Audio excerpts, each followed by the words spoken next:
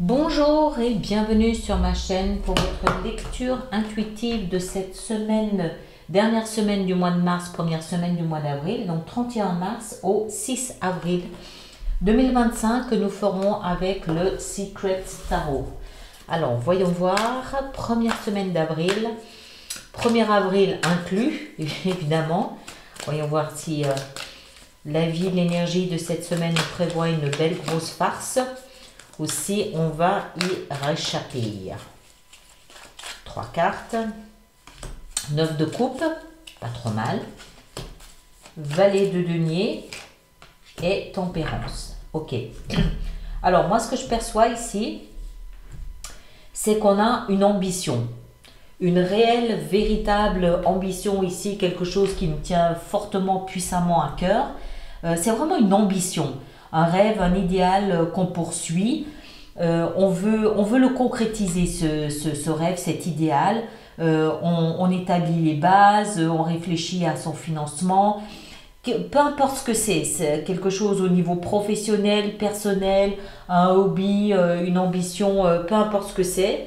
On réfléchit à sa mise en place, s'il faut un local, s'il faut des finances, comment mettre tout ça en place.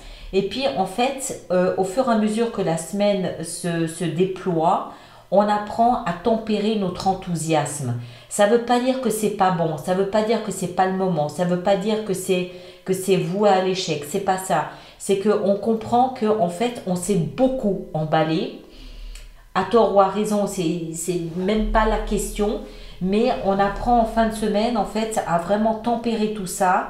On s'interroge, est-ce que c'est viable? Est-ce que c'est solide? Est-ce que c'est ancré, ancrable? Est-ce que c'est réalisable? Est-ce que c'est concrétisable? On se rend compte en fait qu'on a été motivé par une émotion. Encore une fois, ça ne veut pas dire que c'est pas bon, mais l'émotion, ben voilà, c'est une émotion, elle est vouée à passer, elle est vouée à s'atténuer, à s'amenuiser, forcément, fatalement. Et on comprend donc en fin de semaine qu'il faut un petit peu réévaluer la situation en fonction du concret cette fois-ci.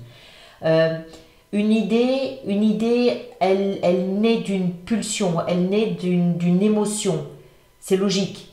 Mais une fois que la vapeur s'est envolée, que reste-t-il? Il reste le concret, il reste le tangible. Et c'est ce qu'on évalue en fin de semaine.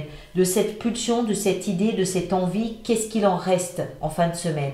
Est-ce qu'il en reste suffisamment d'ingrédients pour que ça puisse prendre racine? Ou est-ce que c'est quelque chose pour lequel il faut peut-être attendre encore un petit peu, peut-être encore un petit peu travailler dessus? Voilà. Donc la semaine, elle porte une graine, cette graine, qui vient vraiment d'un idéal, d'une envie, d'une ambition, d'un désir. Et tout au long de la semaine, on est un petit peu obnubilé par cette idée, on est un petit peu hanté par cette idée, un petit peu envahi par cette idée. Et on comprend petit à petit en fait qu'on évalue la durée de vie de cette ambition, pas la durée de vie, la réalisation. Est-ce que c'est réalisable, oui ou non, une fois que l'intensité de l'émotion s'est amenuisée? On va donc voir comment on peut maintenant apporter quelques indications complémentaires avec le Gilded Tarot Royal.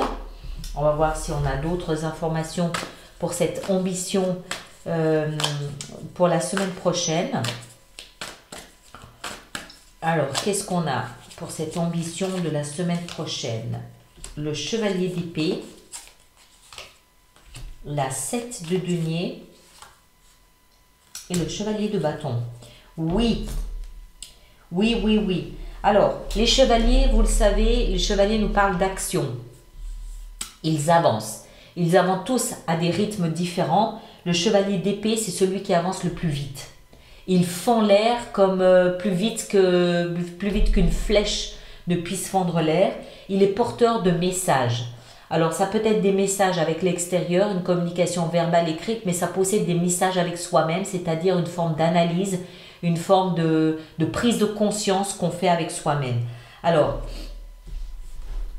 moi, ce que j'ai ici, c'est que cette ambition, elle est là, elle est fortement là, elle est puissamment là, elle existe, elle est réelle, il n'y a pas de doute là-dessus et c'est quelque chose qui nous tient puissamment à cœur. On peut soit beaucoup communiquer dessus, encore une fois avec l'extérieur ou avec soi-même. J'ai l'impression, moi, qu'on communique surtout avec l'extérieur. Ce qui n'empêche qu'on fait aussi avec soi-même beaucoup de réflexion autour de cette ambition. Il y a beaucoup d'analyse, il y a beaucoup de réflexion. Et on évalue, en fait, ici avec la 7 de denier et le valet de denier, on évalue, en fait, ce dont on dispose pour mettre en place ce nouveau projet.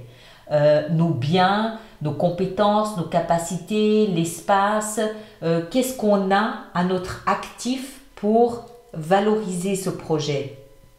Ça peut être un réseau de relations, ça peut être des compétences, des capacités, ça peut être de l'argent, ça peut être des outils, ça peut être un carnet d'adresses, voilà.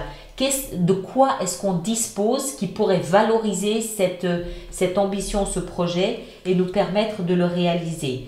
Et on l'a vu, donc en fin de semaine, on comprend que l'émotion, c'est une chose. L'émotion, c'est ce qui nous donne cette pulsion pour mettre en place ce projet. Mais après, il y a le concret de tous les jours qui vient s'inviter dans l'équation et qui nous oblige à réfléchir à la faisabilité ou non de notre projet. On est bien d'accord. Donc, on comprend ici avec la tempérance qu'on tempère l'émotion versus comment le mettre en place. Et le chevalier de bâton ici qui encore une fois nous parle d'action, nous parle de déplacement, nous parle de mouvement. Lui, il est plein feu, il est en action, il est enthousiaste, il est plein de joie, il est plein de volonté, il est plein de créativité, plein de passion. Donc moi, ce que je comprends avec tout ça, c'est que cette idée qui nous anime en début de semaine, on comprend en milieu de semaine en fait que c'est quelque chose qui est né d'une idée, d'une pulsion. On lui oppose tout ce qu'on possède, tout ce qu'on peut valoriser, tout ce qu'on peut mettre à disposition pour concrétiser ce projet. Et on arrive en fin de semaine à la compréhension que on a ce qu'il faut, on peut y aller, c'est plein gaz. Ouais, 9 de bâton.